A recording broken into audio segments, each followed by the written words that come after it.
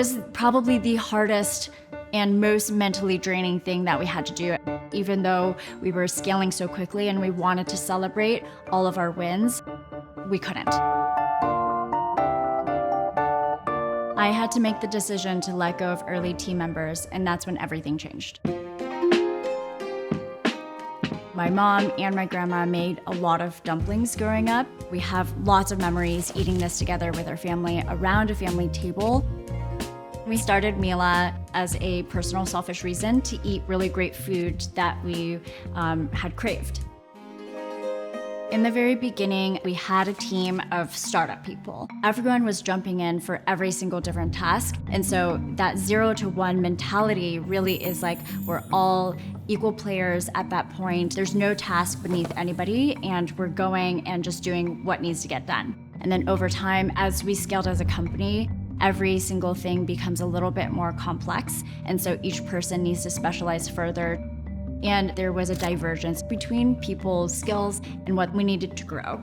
So for each person on the team, the expectation was either grow at the same pace as the company and essentially you stay in a more generalist leadership position, or start to specialize in certain areas where either you had hard experience, hard skills, or you were able to adapt and start to pick up something in a specialized area and stay with the company that way. For folks who had joined at a little bit more of an entry-level position, that was an easy conversation.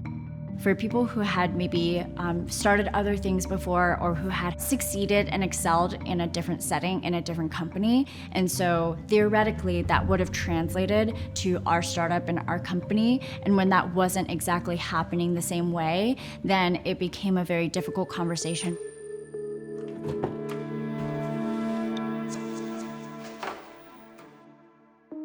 In the very beginning, both sides could sense that something wasn't matching up. And so we would have, these heart-to-hearts, these truthful conversations, and yet the underlying problem wasn't addressed from the very beginning. And the underlying problem is you're not performing, or you're not the right person for this role. Those are very hard things to say to somebody's face. The people that join in the beginning oftentimes are people who believed, in your mission, in your product from the start, and you want to do right by them, and you want to try to make it work. There's a commitment to try to make it work in whatever format is possible. And so you're trying many different things. We tried about 2 to 5 different roles, depending on the person at that point, which was a big tax on the company. So I think it was a subtle effect on the company where we would hear comments from other team members who had joined asking what is this person's role? Do I need to talk to them about this specific topic? I think it really became a point of, are we going to do the right thing for the company, or are we going to prioritize being nice and feelings of an individual over everyone else who's at the company? When you have such a small team, every single person can impact that trajectory for the company.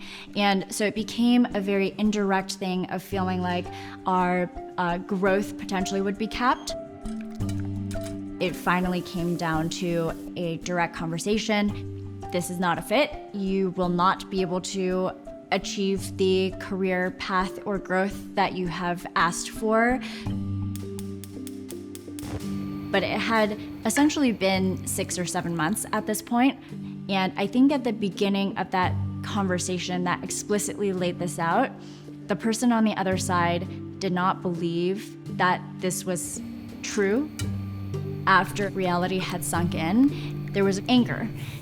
They said, this is your fault, this is a you problem, which I think in that case, we did not execute this perfectly from the beginning. It probably could have been done better, it could have been done smoother, and it could have been more pleasant. But at that point, we really needed to make the decision to prioritize our company and team above an individual and how they felt. After we moved past the firings at the company, we were able to bring in new team members, not just one person, but multiple people that was able to get us to the next level. Nothing would have changed if I had not embraced the importance of being direct. It's important to learn to have tough conversations because that's really the only way to move forward. I think if things are left unsaid, the reality is what isn't working is still there. Going into these conversations, one, writing down the details and bringing them into the conversation is helpful. Two, bringing them up early. So feedback, I think, is different from performance management, where feedback is given immediately after an event takes place and somebody knows that this happened and they have a reference point that you can talk about. Third, set timelines of when there's expected to be a change in behavior. If you don't set a concrete timeline, then people don't know, is it 1 week, 1 quarter? 4, delivering it directly without diminishing the impact of what you're trying to talk about. Do not sandwich it, a shit sandwich, where you have the shit in the middle and then you have nice things around it. I think that loses the message because then people don't know, are they doing a good job? Are they meeting expectation or are they not? It sounds like everything is actually fine and there's just this little thing. There's a difference between brutal honesty and being direct. Usually when people say they're being brutally honest, there is a tone of meanness or condescension. Being direct is a kindness because then everybody at the table knows where everything stands. We have grown the team a lot since the first firings that we had to do, and we have made a lot of progress. It is still a startup, so we don't know what the outcome will be, but I think then we can trust that whatever outcome is at the end, we have done everything we can at the beginning to set up for that success.